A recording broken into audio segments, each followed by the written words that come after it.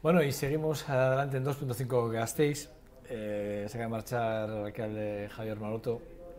Bueno, ha sido una entrevista que yo no voy a hacer mi valoración. Espero que ustedes hagan la suya y bueno, se queden con, con lo que ha sido esta entrevista con el alcalde, con el primer edil de la ciudad, con el cual él ya ha dicho que él quiere volver al programa, evidentemente yo también, porque al final se han quedado muchas cosas en el tintero y bueno, a mí sí me gustaría hablar de lo que ha sido su legislatura en su totalidad, porque sí que es verdad que en Vitoria se han hecho cosas y me gustaría valorarlas con él, ¿no? No hemos hablado ni de la parte social, no hemos hablado de la parte cultural, no hemos hablado de la parte económica, que es tan importante.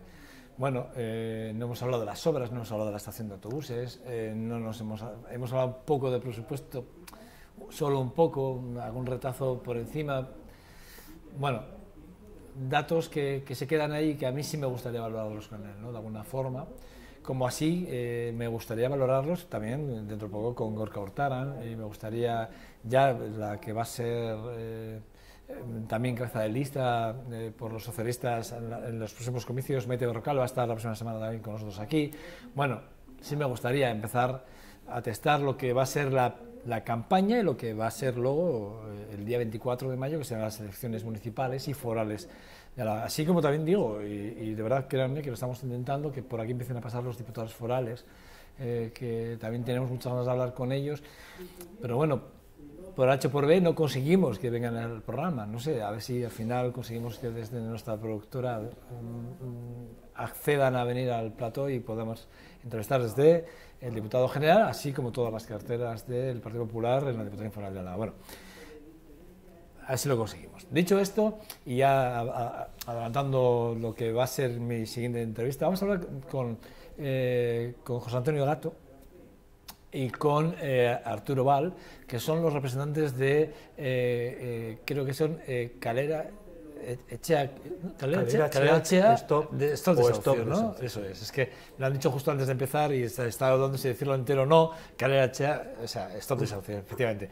Y vamos a hablar efectivamente de los desahucios y además de algo que ha sucedido hace muy recientemente y que creo que además merece toda la atención porque creo que es un momento en el que vivimos económico complicado, situaciones personales muy difíciles en las que, bueno, pues hay mucha gente. ¿Cómo era este último caso? El de... Bueno, se llamaba Olga. Se llamaba, no se llama. Se llama Olga, sí. Perdón. ¿Se llama Olga? Sí, se llama Olga y era una demanda en contra de Kutxabank pidiendo indemnización por daños y perjuicios por haberse quedado en la calle de su vivienda habitual. Un caso que además es un caso además extraño, ¿no? Cuando menos. No, hay que tener en cuenta que hay cientos de miles de desahucios. ¿Como este caso exactamente? El problema es que este caso es de alguna manera pionero, pero no porque, no haya muchas familias en la misma situación, sino porque esas familias que se quedaron en la calle en los años 2009, 2010, 2011 no tenían las herramientas que igual hay en estos momentos y aquellas personas las desahuciaron, se han quedado con una deuda para toda la vida y solo les quedaba el recurso de ir a pedir indemnización a la entidad bancaria. Y eso, pues en general la gente se ha quedado sin casa, ha buscado otra alternativa y no ha recurrido a ese... Abuso de poder, en este caso. Sí, no ha recurrido a esa posibilidad. Entonces veremos qué es lo que pasa. ¿Cuál es la situación ahora mismo con Olga? O sea... El tema de Olga es el caso de muchas familias. Es una persona que en el 2003 compra una vivienda habitual por 240.000 euros. En el año 2006 pide un crédito de 40.000 para poner un negocio de hostelería y en el año 2008 entra en crisis, su negocio no funciona, se encuentra que no puede pagar. Va a Kutxabank, entonces la Caja Vital, intenta que haya un acuerdo y el banco le dice o usted paga o la desahuciamos. Entonces entra en un procedimiento de ejecución hipotecaria sobre el último préstamo y entonces Kutxabank se queda con la vivienda que costó 200... El último, repito, es el de los 40.000, el del negocio. Sí, se ejecuta el último préstamo, que también tenía garantía hipotecaria la vivienda de 40.000, y entonces se queda por 25.000 euros, que es el 60% del valor a través de la subasta, con la casa que vale 240.000. Y además, como consecuencia de los intereses de demora, que eran del 20% abusivos, y los gastos del procedimiento judicial, pues se queda con una deuda de 70.000 euros. Entonces, una persona sin vivienda habitual tiene que ir a vivir con su madre y entonces no puede hacer frente al pago de la deuda. Entonces es cuando contacta con la plataforma, contacta con un abogado e interpone una demanda contra Kutxabank porque esta persona tiene un perjuicio, está en tratamiento psicológico, está con el psiquiatra y no levanta cabeza desde entonces, porque la verdad es que hay que ir a la plataforma para ver lo que significa para una familia quedarse en la calle. Es muy duro.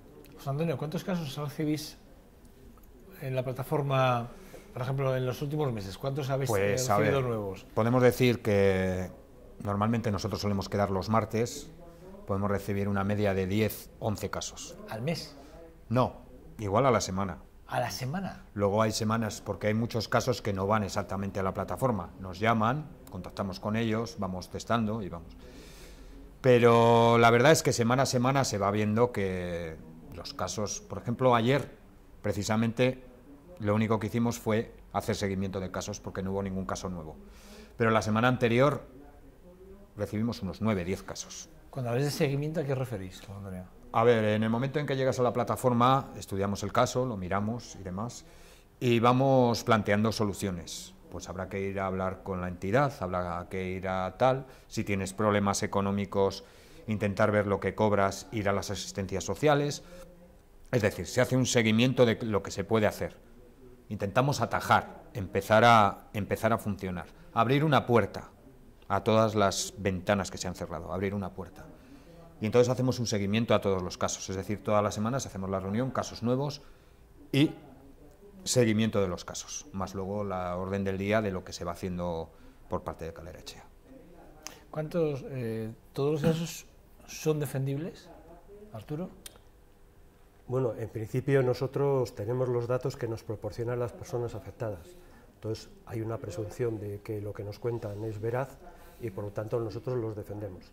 Y en general podemos decir que sí, es decir, los casos con los que nos hemos encontrado, que son de dos tipos. Por un lado están los problemas de personas que tienen una hipoteca, tienen un préstamo y han dejado como garantía su vivienda, y también personas que están en alquiler social y que también están sujetas a procedimientos de desahucio. Entonces la gente, pues sí, hacemos lo que podemos. Aquellos que ya tienen procedimiento judicial, pues asesorarles, la justicia gratuita, el intentar que haya un asesoramiento y un seguimiento de cómo se pueden defender. Aquellos que están en situación desesperada pero todavía el banco no ha tomado ninguna medida, pues esos, como ha dicho el compañero, les acompañamos a la entidad financiera. Precisamente esta semana, por ejemplo, hemos estado con la Caja Laboral, una persona, un empresario pequeñito, un autónomo, que se ha quedado en la calle y entonces no sabía que existía un código de buenas prácticas que se aprobó en el año 2012. Correcto, sí. Que le acogía a él. Entonces, si no vamos a la Caja Laboral, no presionamos porque fuimos 9 y ellos no toman conciencia de que no se puede dejar a la gente en la calle diciendo usted paga y si no vamos a juicio y le quitamos la casa, pues no le hubieran ofrecido esta alternativa. Entonces, bueno, un poco eso es lo que hacemos. Ayer le subastaban. Ayer le subastaban. Sí, conseguimos pararla, no se le subastó. Y bueno. ¿Cuánto tiempo conseguís paralizar? Es que según el caso, y según con la entidad, porque muchas veces es parar una subasta o parar un desahucio es bastante complicado. Y según la entidad, claro, hay entidades como Kutxabank, que aquello es una guerra. Tratar con Kutxabank es una guerra. Hay otras entidades, vamos a decir Caixa o Barclays, que son más cómodas porque son más accesibles, también es complicado. Pero bueno, siempre se intenta. Lo que pasa que lo que es muy dramático en todo esto es que hay que hacer presión, hay que amenazar, hay que hacer presión. Cosas muy normales que ellos mismos tenían que ofrecer, porque si están adheridos a la buena praxis, a las buenas prácticas, tú tendrías que ir allí, tu mismo director te tendría que ofrecer, a ver, tienes esta posibilidad, tienes la dación en pago, tienes una moratoria, vamos a ver. Pero es que el problema es que al afectado, que lo llamo víctima, no afectado, a las víctimas, no le ofrecen nada, los tratan como si fuera basura. Tenemos un caso en Llodio, que hace poco estuvimos a punto de ir, lo que pasa que, bueno, hemos conseguido un interlocutor y no hemos ido, que el afectado tuvo que ir solo porque no pudimos ir, y le dijeron allí mismo que si le habían puesto una pistola en la cabeza para firmar la hipoteca. ¿Tú crees que se puede tratar a alguien así? Pues bueno, y que no le importaba que fuéramos Calera Echea, que... En esos términos, ¿eh? Sí, en esos términos, o sea, absolutamente en esos términos. Ellos defienden que en su día se hizo el contrato y tú lo firmaste voluntariamente y por lo tanto ahora no tienes derecho a reclamar. Aun cuando haya cláusulas abusivas, efectivamente, cláusula suelo, interés de demanda, notario, claro. Eso es lo que ellos defienden. Y el notario te leyó, claro, el contrato que vas a firmar. Que el notario no leyó nada. El notario de fe, ¿verdad? Sí, los notarios te informaron de todo. Tú has salido de la notaría sabiendo perfectamente lo que habías firmado. Esa situación, hasta cierto punto, llevamos 2 años intentando que Kutxabank, que es el que más ha desahuciado en Álava y en la comunidad autónoma del País Vasco, hubiera un interlocutor único para tratar todos los temas de Kutxabank. Y este año por fin hemos conseguido, justamente en el mes de octubre, que haya un interlocutor. Se ha desplazado ya 2 veces a Vitoria.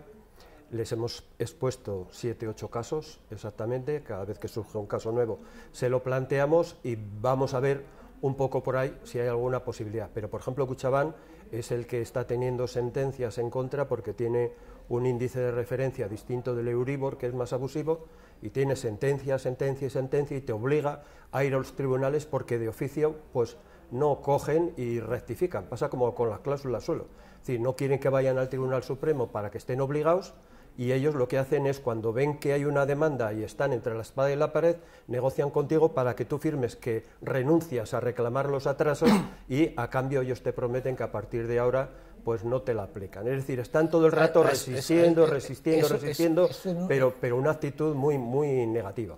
¿Eso se podía tachar de chantaje casi? Sí, Diego, pregunto. Sí. Chantaje y mafia. Sí, es un chantaje. Bueno, yo te dejo de aplicar esta cláusula que todos los tribunales están diciendo que es abusiva, pero a cambio de que tú renuncies a la retroactividad. Sí, porque estamos diciendo que por aplicar una ley, que estamos diciendo que ya hay unas cláusulas que son abusivas y lo están diciendo, y desde el juzgado te están diciendo que eso es abusivo, y tú presionas al cliente, le presionas, diciendo, bueno, como esto es abusivo, ya sé que es abusivo, y si seguimos adelante voy a tener un problema, ¿no? Lo entiendo así, ¿no? Pero la cuestión es que no tenemos una ley. Es decir, la desgracia... No, una ley no. Claro, es decir, hay jurisprudencia. Sí. El término es adecuado. Hay jurisprudencia a favor de las cláusulas abusivas por parte hipotecarias, de alguna forma. Y entonces lo que hacen es forzar al cliente a que rechace esas cláusulas. Pero solo cuando se ven perdidos. Solo en ese Porque caso. Mientras tanto no informan a la gente, oiga usted, tenemos una cláusula solo, la vamos a quitar. Eso no. Entiendo que el hecho de que se modificara el tema de la justicia gratuita, bueno, la modificación de endurecer el acceso a la justicia, sí, el tema de las tasas, eso ha perjudicado mucho, evidentemente, ¿no? Porque ya el acceso es más a no ser que os encontréis con un abogado como el que tenéis ahora, que sea un tío que os ayude de alguna forma. En la jurisdicción civil hay que pagar tasas. Tú tienes que coger un abogado procurador, sabrías que ganarías el juicio para que declararan cláusulas abusivas y te pagaran retroactivamente. ¿Cuál es el tema? Que para empezar tú tienes que poner un dinero, tienes que pagar al abogado, al procurador, y no tienes la garantía absoluta de que al final ganes el juicio y las costas judiciales las paga otra parte. Con lo cual, esa ley de tasa efectivamente es un inconveniente para que la gente se tire hacia adelante. Arturo, cuando tú hablas de que Alokabide y Gobierno Vasco pretendían intimidarte, digo porque lo he leído, digamos, ¿en qué contexto lo decías? Pues está claro, por ejemplo, el Gobierno habla de participación, dar la voz a organizaciones sociales, las personas por delante, y lo que ocurre es todo lo contrario. Es decir, cuestionan a aquellas organizaciones sociales que somos críticos con la política, en este caso de vivienda de alquiler social, que están llevando a la práctica. Entonces, un día fuimos allí a entregar 500 firmas. ¿Te a Alokabide? Sí, en este caso. Pero claro, Alokabide al 100% es una empresa pública y el Consejo de Administración está la viceconsejera de Vivienda, sí, está el Gobierno Vasco. Entonces vamos a presentar 500 firmas para que den participación a los inquilinos, porque aquí ocurre el mundo al revés, tal y como dice Galeano. Es decir, resulta que el gobierno vasco es el que contrata con las gestoras de comunidades los gastos de comunidad que va a haber, pero ella lo contrata, no da participación a los inquilinos y los inquilinos pagan. A diferencia, por ejemplo, del programa Visigune, donde los gastos de comunidad los paga el propietario, el nuevo programa SAP que ha creado, que los gastos de comunidad los paga el propietario, y la inmensa mayoría de las viviendas en alquiler, donde el propietario paga el IBI, paga los gastos de impuestos, paga los gastos de comunidad, y el inquilino solo paga los gastos de consumo particular en su vivienda. Aquí es al contrario. Entonces vamos a presentar 500 firmas y dicen que dijimos lo que no dijimos, que es un absurdo, acusándonos de que habíamos dicho que íbamos allí a estropear y a romper todos los locales, que eso se vio que era un falso. ¿Cuál es el problema? Pues que quieren generar miedo, porque nos acusaban de que había funcionarios con depresión que habían cogido la baja, y la culpa no es nuestra, la culpa es que tienen poca gente allí para trabajar y que no tratan bien a los inquilinos. Habláis de la ley de Mordaza del Partido Popular del PNV, es lo que habláis. Yo entiendo que sí, es la nueva ley de seguridad ciudadana, y la tendencia que vamos es a poner la seguridad por encima de la libertad. Y hay un derecho que es la libertad de expresión, que no debería coartarse de esta manera. Y el gobierno vasco, si fuera más receptivo y más dialogante, pues podría generar un cauce de comunicación que no fuera el de considerarnos como enemigos, porque nosotros somos conscientes de que la administración maneja dinero de todos y que ese dinero se debe manejar bien. Somos los primeros que estamos en eso. José Antonio, y me pregunto, cuando llegan esos casos que llegan a vuestra asociación y tenéis que hacer ese tipo de valoraciones, a los que llegan les ponéis los pies en el suelo, decís cuál es la situación real, o, bien, te voy a explicar. Les decís, mira, no, déjanos el caso, lo estudiamos. No, te voy a explicar. Lo primero que hacemos, porque hay que mirarlos a los ojos, ten en cuenta que el afectado o víctima, como te decía antes, que viene a la asociación, o sea, a la plataforma, ya viene muy rebotado, nadie le ha hecho caso, no encuentra dónde le ayuden, no encuentra más que nos, es el bicho raro. Vamos a decir que se encuentra como el bicho raro. En el momento en que entra a la plataforma, le recibimos, muchas veces recibo yo, o Arturo, y yo les digo, intento que estén tranquilos, porque ponte en la situación. Tú vas allí a pedir algo que no sabes ni qué pasará, estás perdido. Te quieren quitar la vivienda, no te quitan la vivienda, te quitan la vida. Entonces lo que procuramos es ver el caso, lo estudiamos, miramos. Y yo desde el principio les digo, ten en cuenta una cosa, esto no es fácil, y va a ser duro, y va a ser largo, pero ya no vas a estar más solo. Tú entras aquí y no vas a estar más solo, se acabó el caminar solo. Y por lo menos intentar ver un brillo. Yo creo que les abrimos una pequeña puerta, Yo suelo ser mucho de dichos y suelo decir, soy muy rimbombante, le suelo decir a alguna afectada o víctima, como quieras decirlo, ¿ves aquello que se ve en el fondo de la oscuridad de esta cueva tan oscura? Es un rayo de esperanza, vamos hacia él. Y a partir de ahora vamos un poco hacia adelante. Y vamos a ver, lo primero eres tú. Nosotros vamos a luchar y a pelear por ti, pero tú también tienes que hacer cosas, no te puedes quedar en casa. Ya has empezado, lo que no se puede hacer es no hacer nada. Y entonces, bueno, el afectado, hay que tener en cuenta que el afectado cuando viene, ya viene muy demacrado, no sabe, es como el tema que tuvimos en la laboral, un señor que después de un montón de años dando vueltas, dando no sé qué, nadie le daba una expectativa, y se encontró con nosotros, pues de rebote, y decía, cuando le conseguimos ese trato con la laboral, entre comillas, trato, porque no hay nada, entre comillas, trato, por lo menos un poquitín de tiempo. Dice, es que después de tanto tiempo, con todo el mundo que conozco, dentro de los empresarios, dentro de los bancos y demás, me tengo que encontrar con vosotros.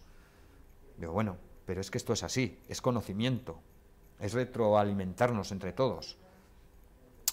Ese es el tema que hay en la plataforma. Fíjate, un poco a colación lo que dices, la Audiencia de Álava revocó un desahucio a Alokabide, lo cual quiere decir que además lo hace por improcedimiento, o sea, porque comete un error a la hora de activar, digamos, el cauce de desahucio, ¿no? Este fue un compañero que se llamaba Jonander, y este hombre planteó su problema en febrero del 2013. Estaba pagando una renta de alquiler que estaba por encima de los ingresos mensuales que tenía. Esa es la situación. No le hicieron caso hasta diciembre. En diciembre de 2013 el gobierno saca una instrucción para poder enfrentar el problema de gente, familias que tenían reducción drástica de ingresos y no se les revisaba su renta. Este hombre, que estuvo con la viceconsejera en febrero, no le quisieron recibir, no la atendieron. Tenía un procedimiento de desahucio. Fue al desahucio y en primera instancia el procedimiento de desahucio, habremos oído todos, el desahucio express, igual que la ejecución hipotecaria, es un procedimiento extraordinario de ejecución, donde no puedes contrastar, no hay contradicción, no hay proporcionalidad. Simplemente, ¿has pagado o no has pagado? Y si no lo demuestras, te mandan a la calle. Se recurrió a la audiencia provincial y la audiencia provincial dijo efectivamente, oiga, señores ejecutantes, ¿no?, que era el gobierno vasco, esta no es una vivienda cualquiera, es una vivienda de protección oficial, es una vivienda pública y por lo tanto tienen ustedes que demostrar que la renta que le estaban cobrando a ustedes era justa y se ajustaba a la normativa. Como no pudieron demostrar, ¿qué es lo que pasó? Pues que este hombre, que además le obligaron de alguna manera a marcharse, él dejó las llaves en el juzgado, este señor ganó la sentencia, no tuvo que pagar los 5.000 euros que le pedían. ¿Y quién se responsabiliza de esos 5.000 euros que si le hubieran revisado su renta con sus ingresos, su renta de alquiler conforme a sus ingresos, hubiera pagado, hubiera estado en la casa, no hubiera tenido problemas, no hubiera tenido la angustia de estar en un procedimiento de ejecución? Esa es la cuestión y el problema que tenemos, y quien dice ese, pues dice más, efectivamente. No están funcionando correctamente. Si se está viendo con la RGI, mucha de la gente de Alokabide cobra la RGI. ¿Y cuál es el problema? Que la Ambide no funciona. ¿Cuántos son de estos extranjeros? ¿Y de estos extranjeros? ¿Cuántos son extranjeros? Pues no sé, en Vitoria puede haber alrededor de 3.000 viviendas, digamos que puede haber a lo mejor 240, 250. Yo creo que estamos hablando de un porcentaje del 8 o del 10% o quizás más, no lo hemos estudiado. Pero hay unas 3.000 viviendas de alquiler que le llaman social, pero que no es social, en Álava. ¿Que no es social? ¿Por qué no es social? Es subvencionado. No es social porque lo que hace el gobierno vasco es comparar la renta de alquiler, que es una renta de alquiler, está en 240 euros, con la renta de alquiler de una vivienda libre. Pero eso, en nuestra opinión, es incomparable. Eso es mercado. Claro, pero la vivienda libre, tú intentas conseguir un beneficio, tienes desgravaciones, se ve todo tipo de vivienda, sea privilegiado o no. Alokabide lo tiene al mismo precio que la vivienda libre. No, lo tiene más por debajo, pero lo compara. Pues no sé, si la renta de alquiler libre puede ser a lo mejor de 600 euros decir que lo que de media. Alokabide es tener una referencia, entiendo. Sí, tiene una referencia, pero no es equiparable, porque cuando yo calculo la renta media de alquiler, calculo todo tipo de viviendas. En el centro, en lugares privilegiados, etcétera. ¿Y dónde viven los inquilinos de Alokabide? Están en Zabalgana, están en Abetxuko, están en Salburua, están en viviendas de protección oficial que son más baratas. Se podía comparar, por ejemplo, con los alquileres sociales que hay en otras partes. Ahora mismo el ministro de Economía a nivel del Estado del Guindos acaba de prorrogar un convenio para la fundación de viviendas de alquiler social, y es que las condiciones que tienen son rentas de alquiler de 150 a 400 euros, no pueden superar el 30% de los ingresos netos, pero dentro de esa renta de alquiler están todos los gastos. Está el IBI y los gastos de comunidad. ¿Cuál es el problema de esta gente? Que paga 240, 250 euros y le tiene que sumar 100 euros de los gastos de disposición de calefacción, agua caliente, etcétera, con lo cual se encuentra 350 euros. Una familia con 6 miembros que tiene una RGI, que son 825 euros al mes, le quita 325 euros... ¿Con 500 euros puede una familia realmente integrarse socialmente o laboralmente? ¿Puede hacer que sus hijos vayan a la escuela y puedan estar en condiciones con los demás cuando a veces no pueden ni comprar extras o libros? Ese es el problema. Con 500 euros están abocados esa familia a ir al banco de alimentos, a ir a Cáritas y a ir oficina por oficina a mendigar una ayuda. Esa es la realidad, porque es imposible que me digan a mí que cojan los políticos y vivan durante un mes con 500 o con 800 euros. A ver cómo lo hacen. ¿Qué vas a decir? ¿Me vas a decir algo? No. Sin más. Es que me lo ha dicho todo Arturo. Estás haciendo un gesto. No, a ver, el alcalde acaba de decir, bueno, y no es la primera vez que lo oímos, que no solo es la RGI lo que hay, sino hay algo más. Hay una ayuda también de emergencia social. De emergencia social, y hay algunas ayudas más por el tema de viviendas también. Quiero decir, al final, el alcalde acaba de hacer la cuenta hace 2 minutos aquí en el programa, y ha dicho que al final un inmigrante que accede, un autóctono, cualquier persona que acceda a una RGI, accede y con este tipo de ayudas al final acaba en los 1.300, 1.200, 1.300 euros. Es una cuenta que acaba de hacer el alcalde aquí. Esa cuenta no la hacéis vosotros. No porque cualquiera que se lea la normativa de emergencia social ve que hay incompatibilidad. Por ejemplo, el ANVIDE, al que cobra la RGI, le da una prestación complementaria de vivienda, pero eso es restrictivo. Si son viviendas de protección oficial, anuladas. A esas no. Claro, y además... tiene que ser de alquiler que no sea que no sea de protección oficial. Tiene que ser una vivienda libre. Y en segundo lugar también... La cosa que es una contradicción por otro lado, porque lo normal es que el que tiene la RGI siempre te va a tener una necesidad. Sí, porque la RGI es una prestación finalista. Claro, que vaya a una vivienda... Claro. Digamos pero es que, por ejemplo, en la ayuda de emergencia social también hay una ayuda complementaria para la vivienda, pero lógicamente al que tiene la prestación complementaria no se la dan, y al que está en una vivienda de protección oficial tampoco se la dan. O sea que las cuentas, ¿qué es lo que pasa? Pasa con todo, que uno hace una lectura y otro otra lectura. Es decir, resulta que tenemos 1000 parados menos y entonces uno dirá que son 1000 empleos que son precarios, otro dirá que según las estadísticas la tendencia es a mejorar, el otro dirá, cada uno hace su lectura. Pero la realidad es que lo único que da el ayuntamiento son 92 euros para evitar que a una familia le corten la corriente eléctrica en su vivienda. Bueno, que le va a dar 50 euros más a todos los jubilados. Eso es lo que plantea. A todos los pensionistas. Es lo que plantea. 50 euros, bien, con 50 euros más, claro, ¿solucionamos algo o no solucionamos? Pero todos conocemos la respuesta. Es decir, si el Partido Popular, que gobierna en el Estado, no hubiera atornillado las pensiones, pues entonces no haría falta aquí ningún complemento. Es decir, yo te atornillo, te reduzco las prestaciones sociales y luego aquí electoralmente digo que te vamos a dar a ti 50 euros que no van a ningún lado. Vamos a ver, si eso no es electoralismo barato, vamos a coger el tema de las pensiones, cómo se regula en el Estado y cómo es posible que haya, como hemos visto nosotros a Pilar, una compañera que es pensionista cobrando 600 euros con un hijo a cargo que tiene minusvalía.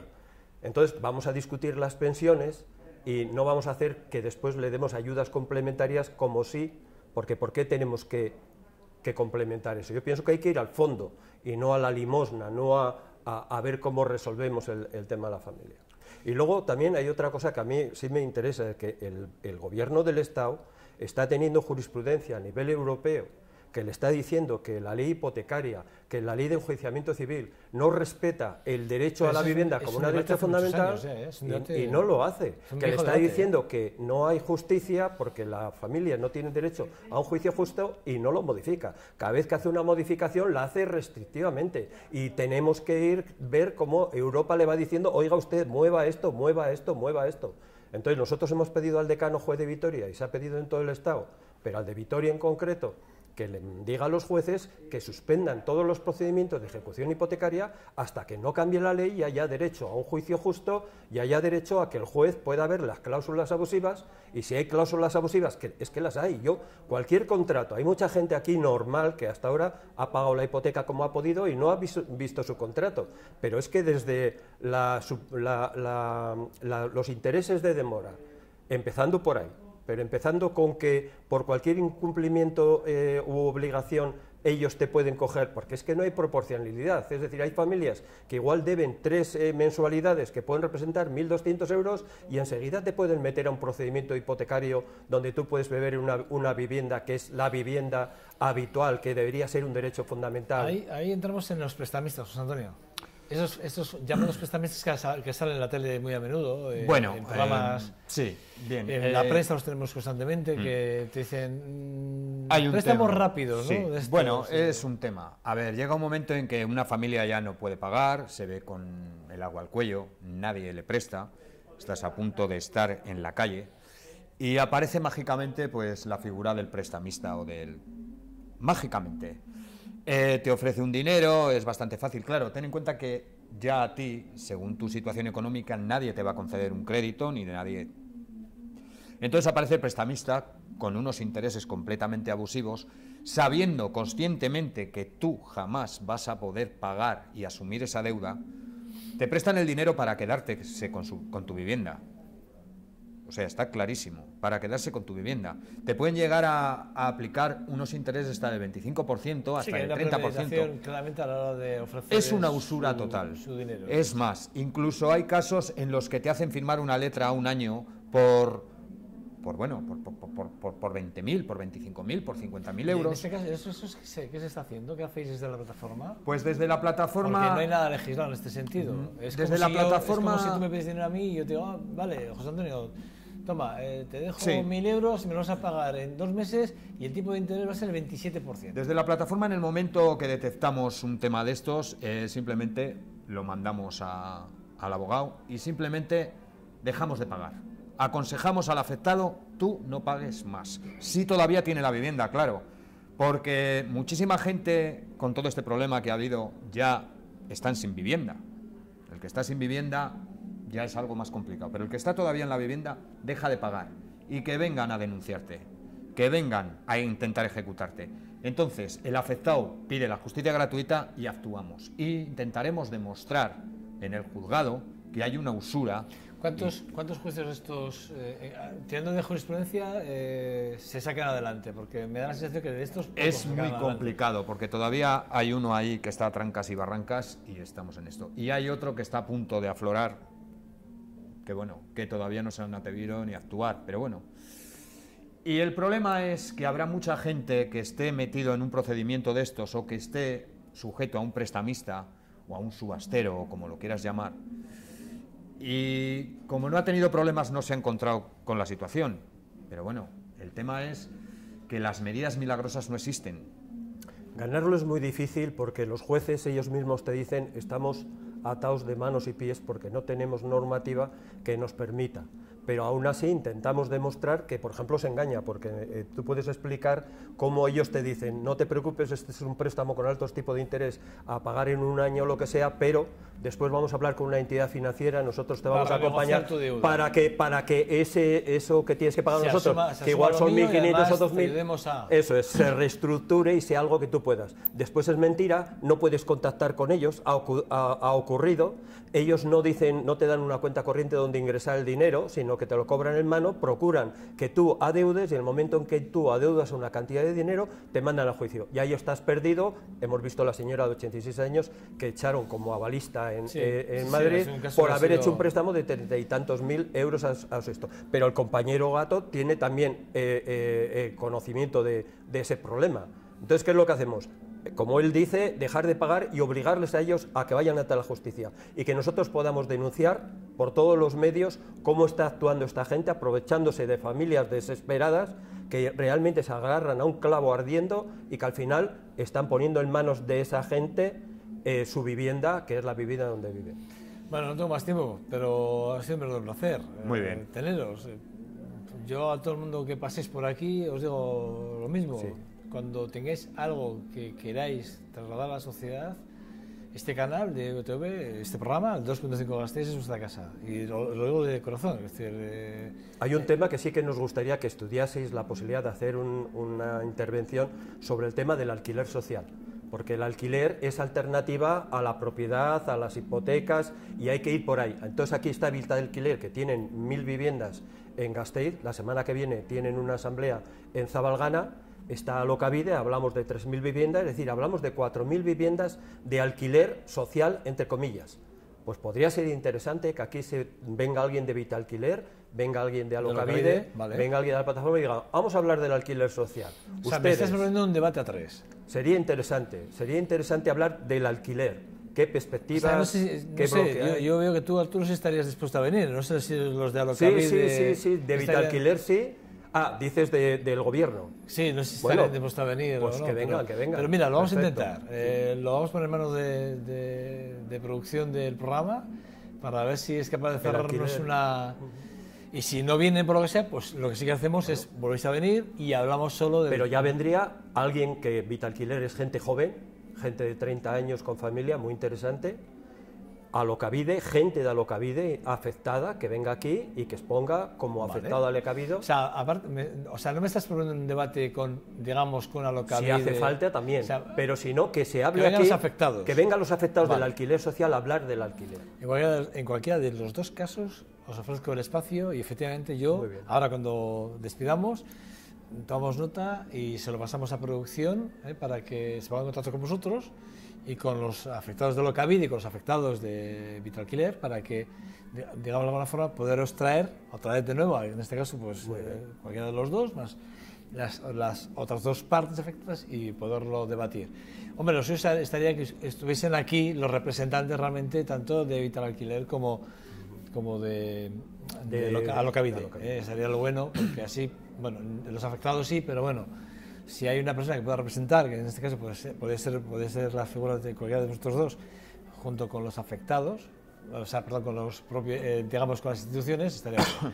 Pero bueno, en cualquier caso, me parece muy bien, recojo el guante y bueno, pues lo ponemos en conocimiento de nuestro departamento de producción y ya es lo que pasa. A ver si lo podemos sacar adelante. ¿Os parece? Muy bien. Ajá. Bueno, a ustedes espero, bueno, no los espero, ya me despido.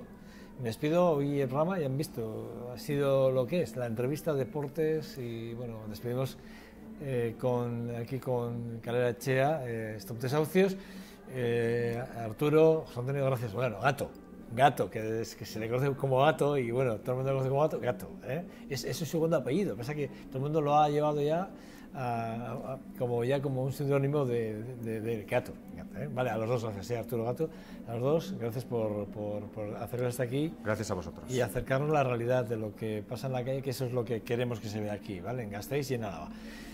Nada, mañana jueves seguimos con el programa 2.5 Gasteiz. En nombre de todo el equipo que hacemos posible este trabajo, gracias por seguirnos y nada, mañana nos vamos a ver aquí en VTV en 2.5 Gasteiz. Agur, agur.